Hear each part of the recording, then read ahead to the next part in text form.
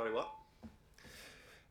Whilst there are no formal announcements this morning, I did want to start by acknowledging the passing of Councillor Anne Murphy just before Christmas, following a short illness. Anne was a close friend of mine. She's somebody that personally had supported me in my journey, both as a candidate for Sheffield Hallam and then as mayor. But most importantly and fundamentally, she was a absolute stalwart of our community. She's one of the kindest women you could hope to meet, and she was tireless in her pursuit of social justice and fairness right across South Yorkshire. So I will miss her deeply. I know that Sheffield councillors will miss her deeply, and I think South Yorkshire will miss her deeply. So just wanted to start by acknowledging her passing, but most importantly her life and the contribution she made to South Yorkshire, which I think was an amazing one. So rest in peace, Anne Murphy. Agenda item number 3, urgent items. I'm not aware of any urgent items. Agenda item number 4, items to be considered in the absence of public and press. There are none at this meeting. Agenda item number 5, voting rights for non-constituent members. Can I ask Steve Davenport? No, none. Thank you. Agenda item number 6, declarations of interest by individual members in relation to any item of business on the agenda. Can I ask members to let us know? Presumably, Chair, we have all the usual programme approval things, so yeah. And say for Doncaster. Thank you. Agenda item number 7. Can I just suggest that that goes each time when people's here, rather than having to... I think it is. I think I just formally will ask every couple of months. Agenda item number 7, reports from and questions by members, none received in advance of the meeting. Agenda item number 8, receipt of petitions. No petitions have been received in advance of today's meeting. Agenda item number 9, public questions. None have been received in advance of the meeting. Agenda item number 10, minutes of the meeting held on the 21st of March 2022. Can I just check that members are content that they are an accurate and true record of the meeting? Everyone happy? Yeah. Okay. Fantastic. In which case, those are agreed. So we move on to agenda item number 11, 2022-23 budget revisions from Gareth, please. Thank you, Mayor. This is a short budget update report after Q3 of the financial year. The report notes the performance of the capital programme and our revenue activity and seeks the approval of the board to disburse a small amount of grant that we've received relating to the additional restrictions grant activity, which was the MCA's and local authorities' approach to supporting businesses through the pandemic. So happy to take any questions. Questions or comments? Fantastic. In which case, we move on to item number 12, please, which is budget and business plan development from Gareth, please.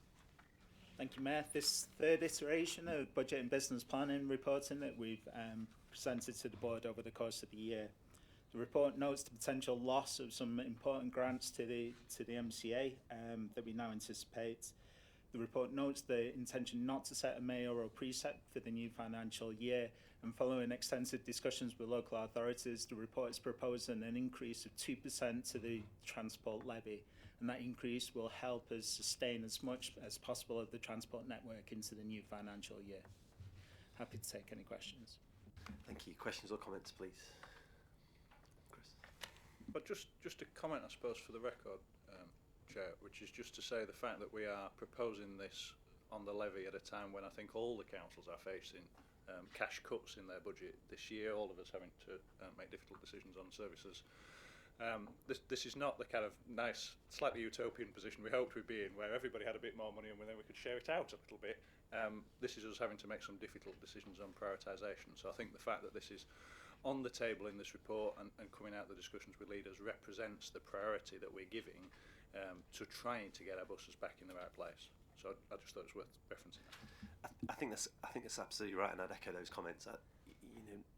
Local authorities in the UK, local government, I mean, the national finances are just not in a good place, are they? So I appreciate the challenges that are being faced by local government colleagues, but to say that we are now in a place where we're increasing the transport levy feels to me like a real signal of intent, and I'm grateful to colleagues from constituent local authorities that you've made those decisions, because I know it's not easy, but I do think that is an important step on the journey to fixing public transport in South Yorkshire, and one that we all know we need to go on. So thank you very much. Any other comments or questions before we move on?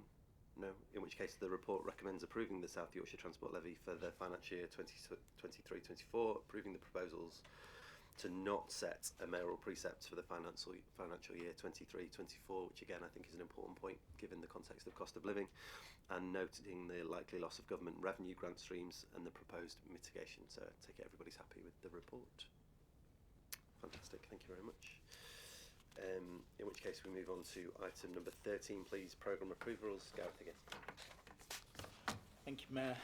This is the usual programme approvals report. In this pack, we're seeking approval for contract awards to 2 individual schemes in Rotherham and Sheffield, and the release of programme development funding for a scheme in Barnsley and a scheme in Sheffield.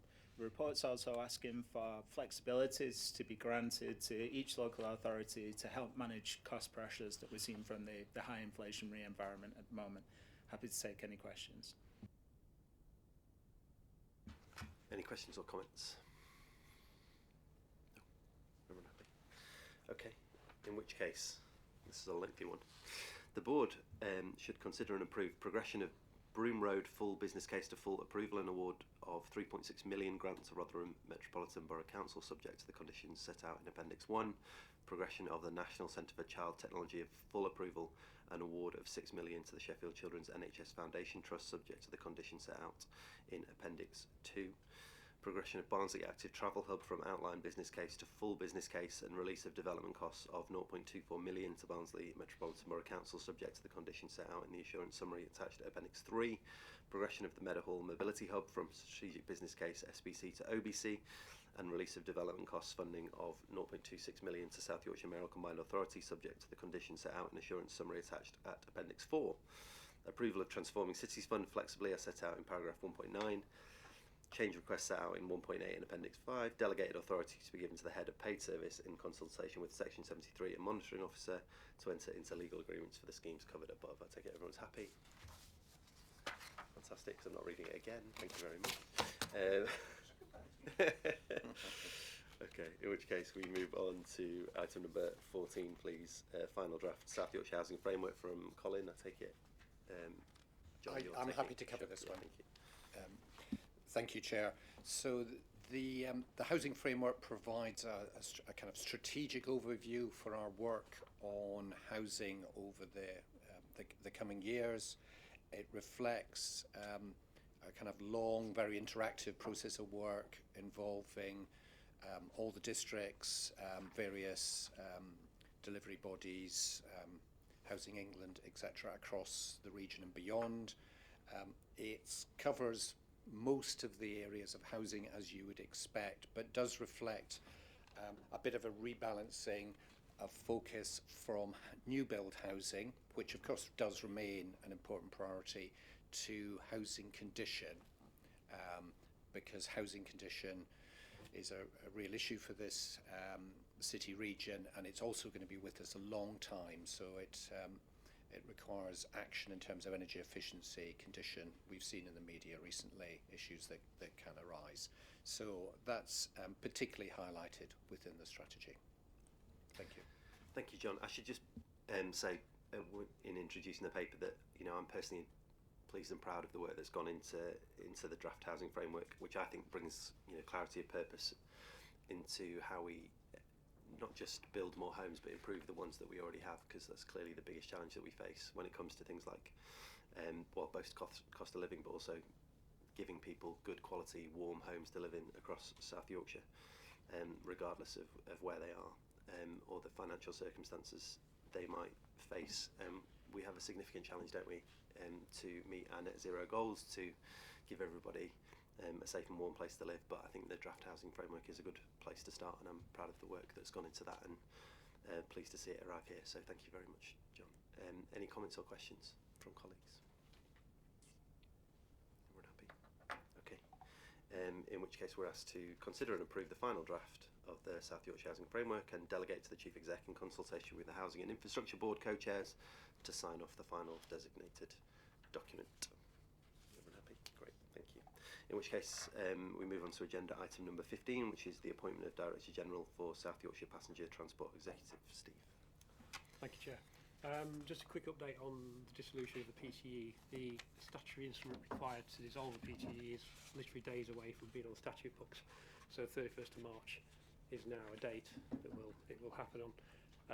This report just seeks to appoint an interim Director General for the period now through to the 31st of March, because it's a legal requirement to have one. So really, it's recommending John Dowie is appointed. So really, any questions from members? Anybody want to grill John on anything? We've got some time. We could really go into depth. Mayor, could I just add that leaders did give their approval to this at the end of December, so that we did not have a gap between Steve Edwards leaving and today's meeting, but this is the formal MCA approval and record for that. Yeah, there's definitely still time to hold John's feet to the fire. No, John, I'm really pleased that you're joining us. Really great news, I think. Okay, in which case we approve the appointment of the Executive Director for Infrastructure and Place, John Dowie, as Director General of SYPTE until its formal dissolution. Thank you. In which case we move on to item number 16, appointment of an Exec Director. Martin, please. Thanks very much, Mayor. Board are aware that we have a vacancy in our Exec Director team, and following interview panel on the 22nd of December, and that panel consisted of the Mayor, the Chair of the LEP, myself, Chief Executive Sheffield City Council and Head of HR. The recommendation in this report is to appoint Claire Monaghan, and Claire currently works for Greater Manchester MCA. Thank you, Mayor. Thank you, Martin. Any comments or questions? Seeing as she's not here, I can be nice about her without making her blush, and much the same way that I think John has done an incredible job since he's been with us. So has Claire in her time as a secondee. So I'm really pleased to see that she's able to join us full time, and I know she's going to make a huge difference to the lives of people in South Yorkshire, and indeed already has. So it is, I think, really good news that she's joining full time, and thank you to Manchester and Andy Burnham for letting us have her. So the board's asked to approve the appointment of Claire Monaghan and delegate to the MCA Chief Exec authority as Head of Paid Service to make the necessary arrangements for the appointment. So, agreement. Thank you. Item number 17, LEP Chair report, please, via Andy Gates. Thanks, Chair. Morning, everyone. This paper sets out two recommendations for the appointment of Richard Stubbs as the new Chair of the Local Enterprise Partnership, and also for the board to put on record their thanks to Lucy Nixon, the outgoing Chair, for her work both on the LEP and as LEP Chair. The LEP is a private sector-led board helping inform the work of the MCA on economic policy. The wider work of the LEP is part of the MCA governance review, which will come forward to future boards. But this paper seeks the appointment of Richard Stubbs, who is an existing LEP board member and really well experienced and well thought of in the region and beyond. Thanks, Andy. Any comments or questions about Richard? No? Okay, in which case we agree the appointment of Richard Stubbs as Chair of the Local Enterprise Partnership, and genuinely actually put on record our thanks to Lucy Nixon for her dedication and hard work since joining the LEP, and for her service as LEP Chair over the past year. She has been, I think, a fantastic Chair of the LEP and done some really great work, and particularly coming in off the back of, I think, a hard time for South Yorkshire on the back of the pandemic, has done a brilliant job. So really grateful for that work. Moving on to item number 18, please, Delegated Authority report from Martin. Thank you, Mayor. Board will be aware this is the usual report that comes to each meeting and runs from July 2020 through to December 22, and is a record of all of the decisions that were made through delegated authority from board. Thank you, Mayor. Thank you. Any comments or questions? No. in which case we're asked to note the decision and delegations made and move on to item number 19, any other business, please. No? Fantastic. Okay, in which case, in record time, there we go, Mazzy. It's not just you, I promise. No, it is. There we go. Efficient meetings, that's my thing. All right, well, in which case, thank you everybody for coming, and I will see you all soon. Thank you.